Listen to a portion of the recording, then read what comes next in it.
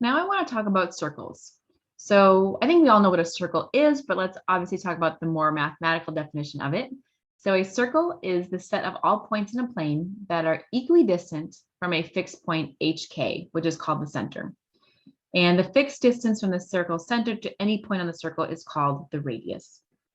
So again, bear with me because I know it's not going to be perfect, but here's my circle. Okay. Now the circle is actually all the points along the edge. And what you have is you have a point in the middle. This is your center. And then the distance from that point to any other point on the circle is that value r. That is your radius. And it's the same distance all the way around. So it doesn't matter which point I pick, it's all going to be that same distance r out there. So with a circle, just to note here, you do need the center and the radius to know how to draw the circle, but actually the points along the edge are the only ones that are on the circle. So even though we need the center and we need the radius to be able to create it, that center is actually not on the graph officially of a circle. It's all the values on the outside. There's different ways to write circles. One of the most common is to use the standard form of the equation of a circle. You do need the center and you need the radius, and it looks like this. So X and Y are your variables, and then you plug in the H, the K, and the R, and those would be numbers in your formula. And the H and the K specifically are the center, and the R is specifically the radius. So let's write the standard form of the equation of a circle with center 0, 0 and radius 2. Now, the notation we use for center, and HK is actually very common notation. We use it for centers, for circles, and for ellipses or ovals. And we also use that HK notation for things like the vertex in a quadratic or a parabola and other key points. So you're going to see that HK notation a lot. It usually represents a very important point on some sort of curve. And it's always in the same order. So this would be your H and your K. So my H here is 0 and my K here is 0. And then my radius is 2 in this case. So if you're writing the standard form, you're going to just take that form and plug in your values. So here my H value is 0. My K value happens to also be 0. And my R value is 2. Now, if you do have a 0, you are going to simplify this. Normally, we don't actually multiply anything out, but we don't need to have subtraction by 0. So this becomes just x squared plus y squared, and then 2 squared is 4. So this is the equation in standard form for the circle. Now, to graph it, what you can do is this. So you're going to graph your center first. So my center here is 0, 0. And my radius is 2. So your radius is the distance out to the next point. Now, distance diagonally, we saw the distance formula in the last video. Diagonal distances get very weird. You can't just count them, but you can count your distances if they're perfectly straight up and down or left and right. So I'm going to do that here. I'm going to start at my center. I'm going to use my radius of 2. I'm going to count 1, 2, down, 1, 2, 1, 2, 1, 2. So if I count out perfectly north, south, east, and west, or up, down, right, and left, then I can get 4 distinct points in my circle. And then I can just go ahead and do my best to draw a circle right through those points. Now, obviously, the picture in your text looks a little bit nicer, but you guys get the idea here.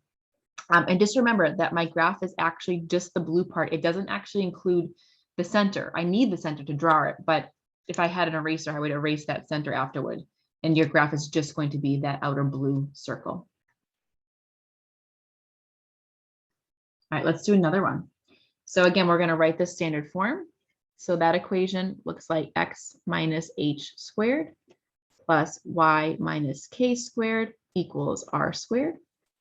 Our center is our hk, and then our radius is the r.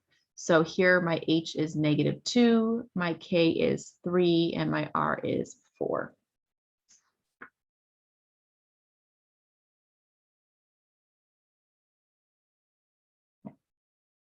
So I'm going to go ahead and just plug everything in. So I have x minus, my h value is -2, y minus my k value is 3, and my r value is 4.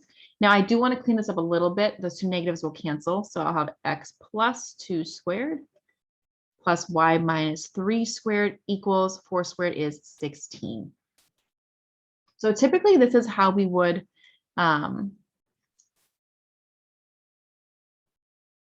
leave it in standard form. So you clean up the easy stuff. So you clean up if you have negatives or zeros or things like that.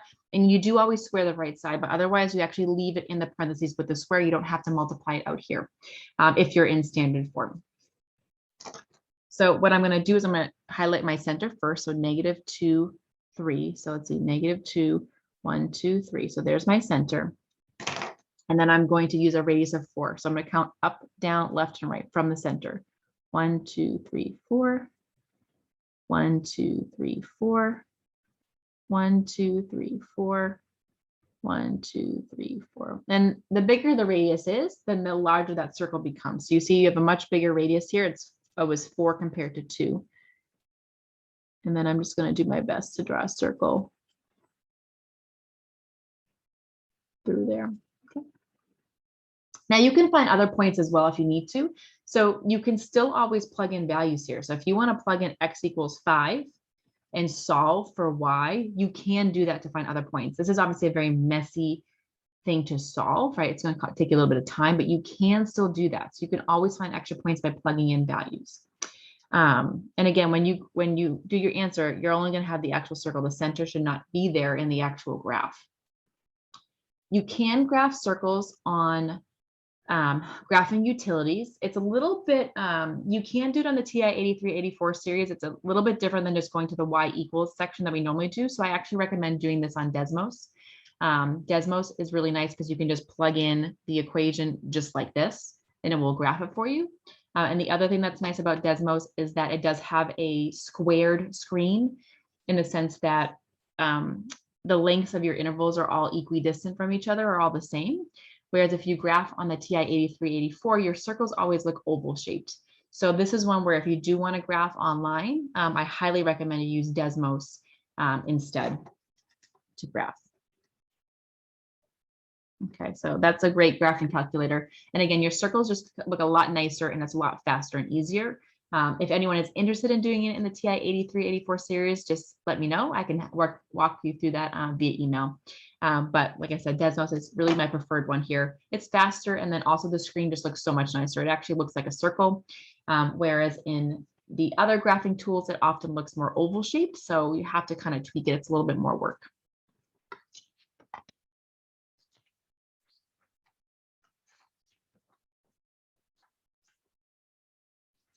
All right, let's do another example here using the standard form. So now we're going to actually work backwards. So here they're giving us the equation and we have to pull out the center and the radius. And what I like to do is just line up the original equation kind of right above it and see if I can match everything up. So here I have x minus, so that h value is pretty easy to grab. I can see that the h and the 2 match up. So my h is 2. I'm going to skip the k for a second because it doesn't quite match. I have a minus and a plus sign. So let me do the r next. So that r squared matches with 9. So if r squared is 9, you want to take the square root of both sides. Now, I know we take the plus or minus square root, but it does not make sense to have a negative radius. Radius is always positive. So you can actually get rid of the negative part, and the square root of 9 is 3 here. So our radius is going to be 3. And then now the last one. So this one's a little trickier. Let me grab a different color here. And I want to just be careful because notice how the k and the 4 should match up, but one is positive and my formula is a negative. So when that happens here, your k value is not going to be 4. It's actually going to be -4 instead. So if your signs are off, right? So if you have a plus sign and not the minus sign like you're supposed to in the formula, then your k value is actually negative. What happened was it actually looked like this in the formula because you have to have a minus sign in the formula. And then when we simplified it, that became a plus sign. So that's kind of the one thing to watch out for here if you're reversing the process. Just watch your signs If they match up, minus minus, then it's easy. But if they don't match up, then whatever your value is, just take the opposite. It's going to be negative. So our center here, which is HK, is going to be 2, -4. And then our radius is going to be 3.